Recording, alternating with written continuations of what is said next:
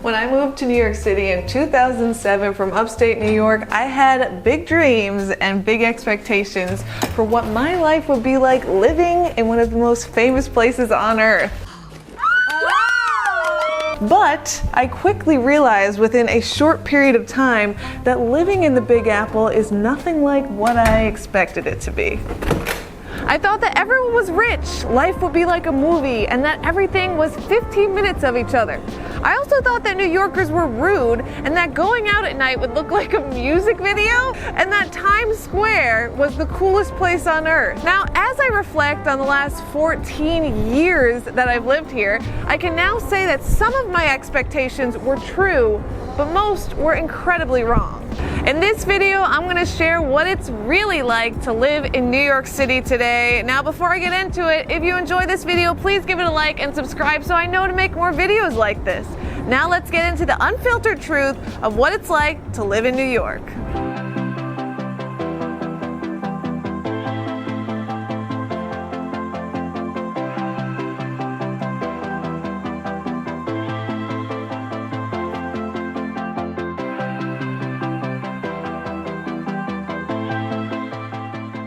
On the note of dating, I really expected that to be super easy. I thought that there was tons of attractive, funny, amazing people in the city, which there are, but let's just say it's not as easy as they make it seem in the TV shows and the movies.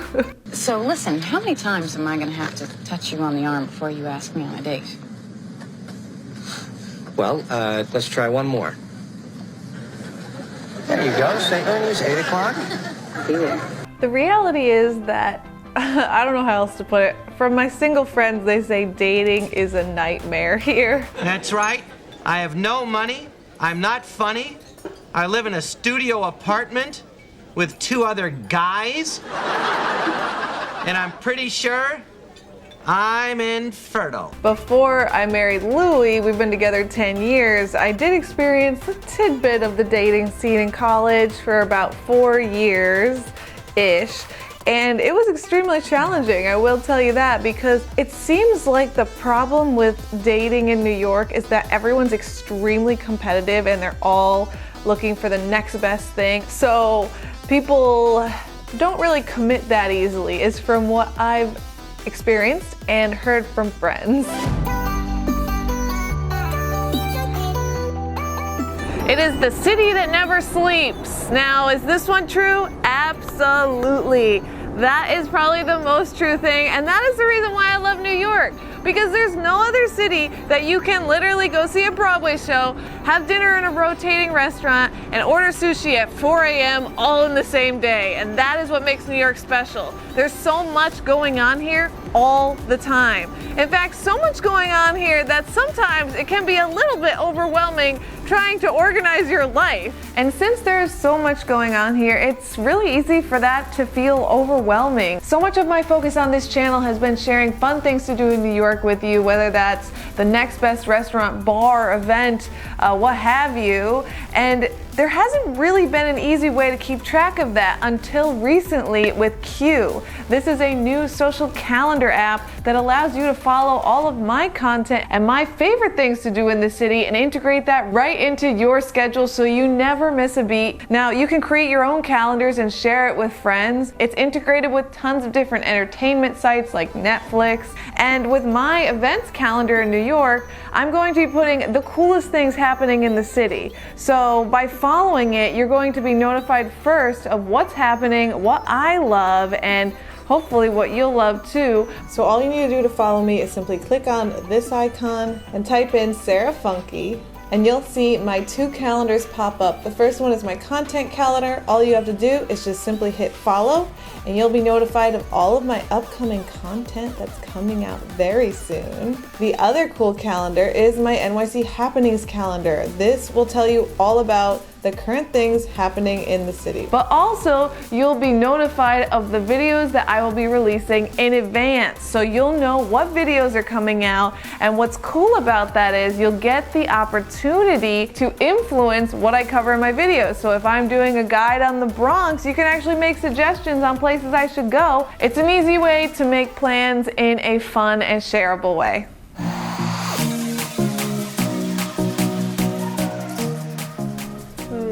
going out at night.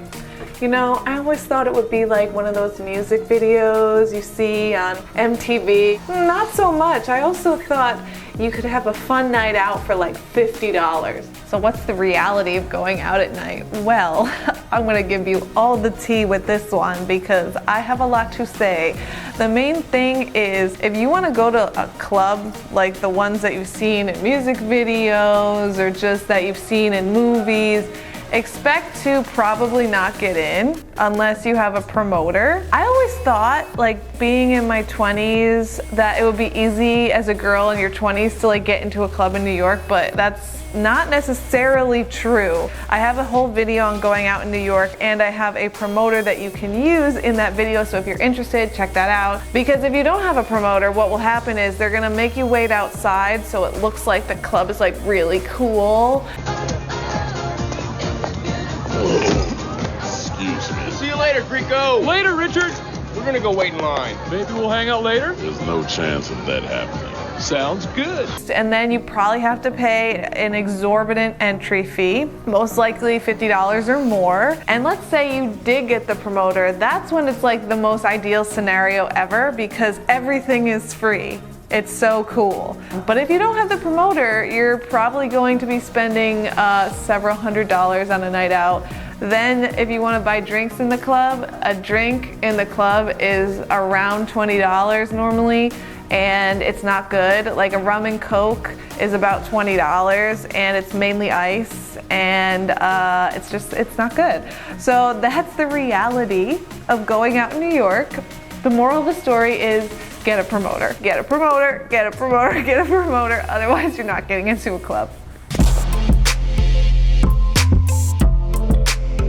New Yorkers are rude. Expectation or reality? Well, I always thought New Yorkers were rude because all the movies make them seem rude. I'm walking here. I'm walking here. That's what I thought was real.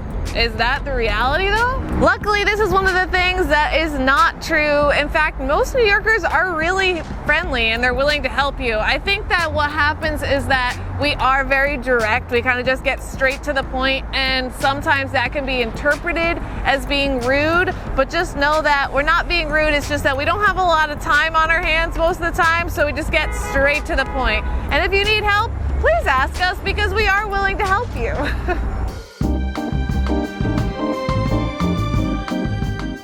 Everyone is rich. You know, when I first moved here, I thought that everyone was wealthy. I expected everything to be like Leo's character on Wolf on Wall Street. Understand how much money you make? I don't know, 70,000 last month. I'm serious. Yeah, no, I'm serious too. Seriously, how much money you make? I told you, 70,000. Well, technically 72,000 last month. And I thought that the only place to shop was Fifth Avenue, which is all designer clothing. But was that the reality? My biggest shock moving here is that most people are not rich at all. In fact, 1 in 10 New Yorkers live below the poverty line, or about 13%. By the way, the poverty line means they make less than $26,000 a year. So most definitely, most New Yorkers are not rich. Now today, a lot of those wealthy people have actually left the city for their mansions in other areas, which has really given an opportunity for other people that are not as wealthy to move in, and thus has made it much more attainable for us regular folk to actually afford living in New York. So that's actually a nice benefit, I'd say, of the pandemic, if there was one.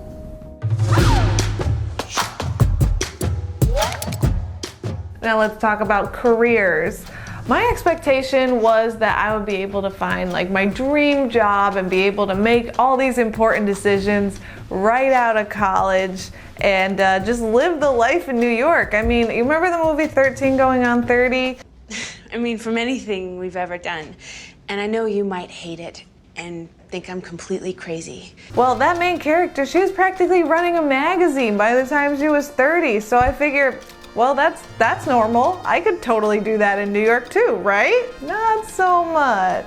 See, the reality is that's just not how jobs work. I think that's not how jobs work really anywhere. In New York especially, you're kind of like the bitch of the office for multiple years in a row. I don't understand why it's so difficult to confirm an appointment. No, I'm so sorry, Miranda. I actually did confirm last Details night. of your incompetence do not interest me. Tell Simone I'm not going to prove that girl that she sent me for the Brazilian layout. I asked for clean, athletic, smiling. She sent me dirty, tired, and paunchy. And RSVP, yes, the Michael Kors party. I want the driver to drop me off at 9:30 and pick me up at 9:45 sharp. Before you actually can make any real decisions, and then by the time you can make those real decisions, well, you're definitely past 30 most likely. And that's the thing about New York. If you want it, you gotta work for it. There's a lot of competition here, there's a lot of hustle, but that's also the reason that I like it, because you have an incredibly competitive group of people all in one place. You can meet some of the most amazing people that are driven, that have dreams. Everyone has a goal in New York and they make it happen. So you're not gonna get that dream job just like that. You have to work for it, so get ready for that.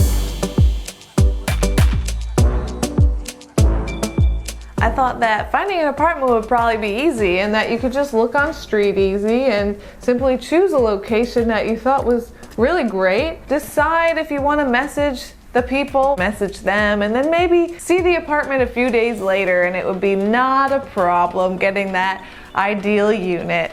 But was that the reality? The reality is that there is extreme competition when you are looking for an apartment in New York. I mean, I've seen things get posted on Street Easy or Craigslist, and within 30 minutes, they are completely gone. So what I suggest you do is if you're looking for an apartment and you see it online, message them immediately and set up an appointment to see that spot. Now, I knew that apartments would be small, but I figured if they were small, then I could probably afford them, right? Not necessarily the case here in New York. In fact, I have a video on YouTube of a 300 square foot apartment that costs $3,000 a month. Yeah, that's the reality. Even if the space is small, it may still be expensive, and it's probably gonna be more expensive than you wanted it to be. Now, the other thing I didn't expect was something called a broker fee. This is something that you really won't see in any city besides New York. Maybe they're in a few other cities. Essentially, a broker is someone who shows you the apartment, and by them showing you the apartment, you have to pay them about 1 month's rent just for opening the door. It's a crazy concept. There's a whole industry in New York about it. I have a whole video talking a little bit more about that I'll link below. But that's something I did not see coming. Another thing I learned is living over there in Manhattan, it's kind of practically unrealistic unless you have multiple roommates, you live in a very small apartment, or you make over $150,000 a year to afford a really nice place by yourself. So all those movies and TV shows where you have a writer living in Manhattan in a very nice apartment, Sex and the City, for example. After Big and I sold the extravagant rooftop penthouse we thought we were meant to live in, we decided that maybe we needed to come a little more down to earth. So we did. 12 floors to be exact. We may be closer to earth, but we kept a little bit of heaven. Not realistic. Most people, unless they fit the categories, those 3 categories I just said, will live in other boroughs because Manhattan, the prices are just absolutely insanity. But the reality today is that apartments are actually much easier to find. In fact, my real estate friends estimate that the price of renting an apartment has decreased 30% because of the pandemic, and if you want to buy, you're also in luck because that apparently is down 10 to 15%. So that's nice, right?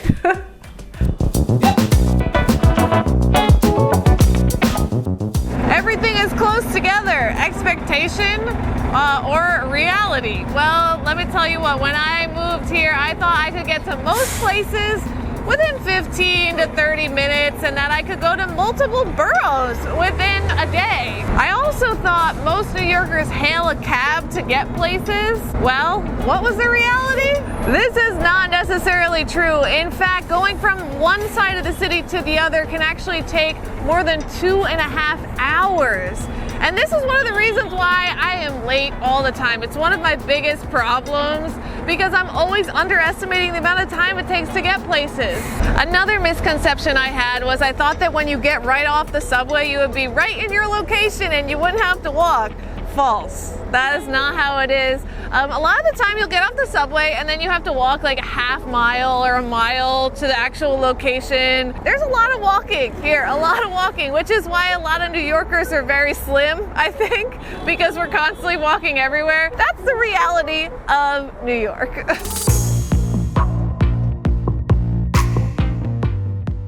It is expensive.